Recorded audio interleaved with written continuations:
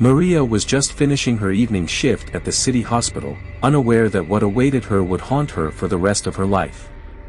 The building was busy with patients, but nothing unusual seemed to be happening.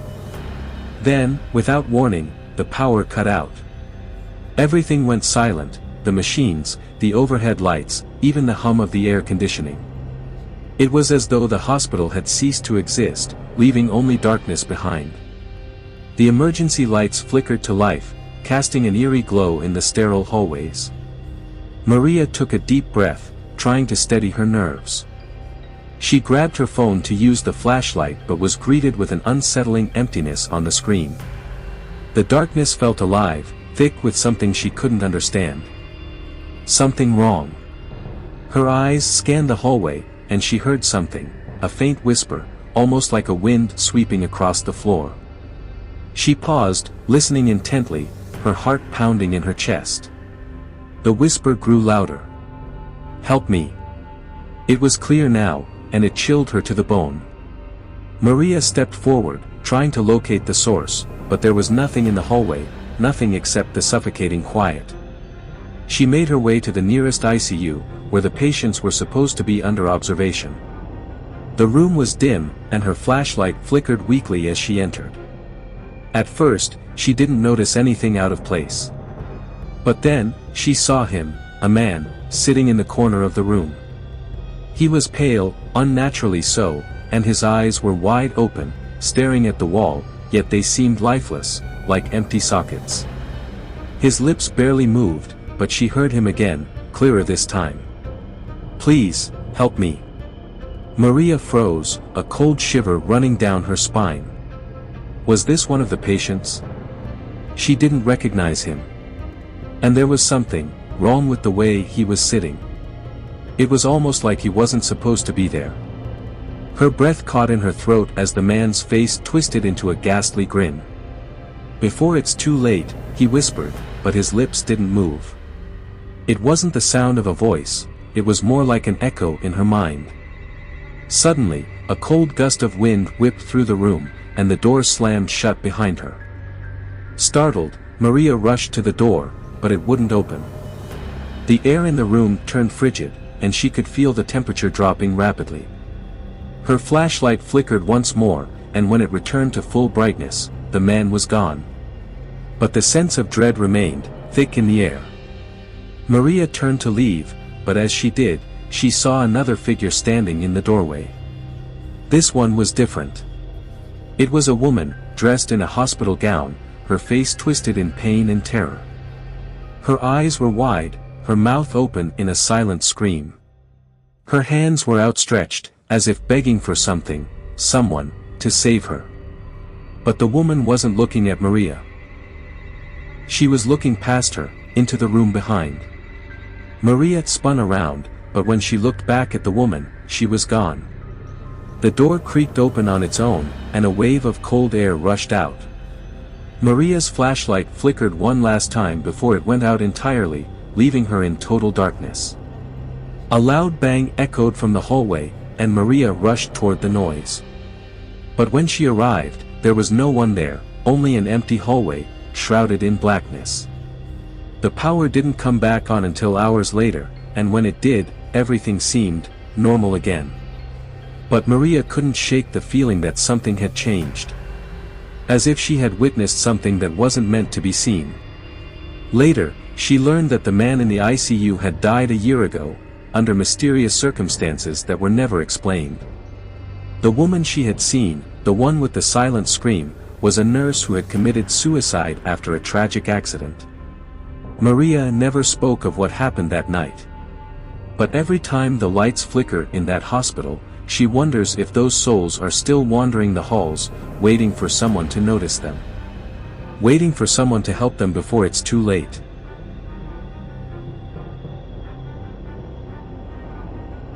Mark and his friends were looking for a peaceful retreat from their busy lives. They rented an isolated cabin deep in the woods, far from the noise of the city. The trip was meant to be a fun, relaxing weekend. Little did they know, it would turn into a nightmare they would never forget. The weather was perfect when they arrived, sunshine, a light breeze, and the smell of fresh pine in the air. The cabin was rustic, but cozy, with a large stone fireplace and thick wooden beams that creaked with age. They unpacked, made some drinks, and sat around the fire, telling stories and laughing. But as night fell, the wind began to pick up, howling through the trees like a distant warning. The temperature dropped quickly, and they closed all the windows, trying to stay warm. At around midnight, the power cut out. It wasn't a surprise, the storm outside was growing stronger.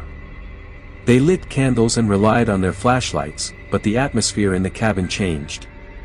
The shadows seemed deeper, more menacing. Mark felt a growing unease, like they were being watched. The wind outside howled, rattling the windows. And then, they heard it. A loud bang, coming from outside. It sounded like something, or someone, had slammed against the cabin. Mark jumped to his feet, his heart pounding in his chest. "Was that the wind?" one of his friends asked nervously. "No," Mark replied. "It came from outside." They all gathered by the window, peering into the dark forest beyond. But the storm made it impossible to see anything clearly. Mark's flashlight beam cut through the dark, but there was no sign of movement. They turned around, and in that moment, the air in the room changed. It became colder, almost unbearably so. A low growl filled the room, sending chills down their spines. The noise came from just outside the window. Something, or someone, was out there. They rushed to the window, but the view was obscured by the storm. The growl came again, this time much closer. Mark's breath caught in his throat. The growl wasn't animal, it was deep, guttural, and human. He tried to calm himself, but his instincts screamed for him to run. Suddenly, a faint whisper echoed through the cabin, soft and chilling. "Leave. Before it finds you." Mark turned toward his friends, their faces pale with fear. They all heard it. And it wasn't just the wind.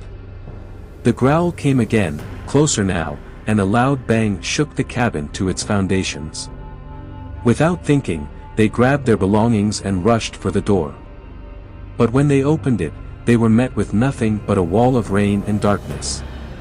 The storm raged outside, and the forest seemed to swallow them whole. But there, standing in the doorway, was something worse than they could have imagined. A figure, draped in shadows, moved slowly toward them. Its eyes glowed, reflecting the light from their flashlights. It didn't make a sound as it approached. And then, without warning, it vanished into the dark. They never went back to that cabin. The storm passed, and the power returned, but the fear never left them. Mark learned that night that some places are better left undisturbed, especially when they hide something not meant for human eyes.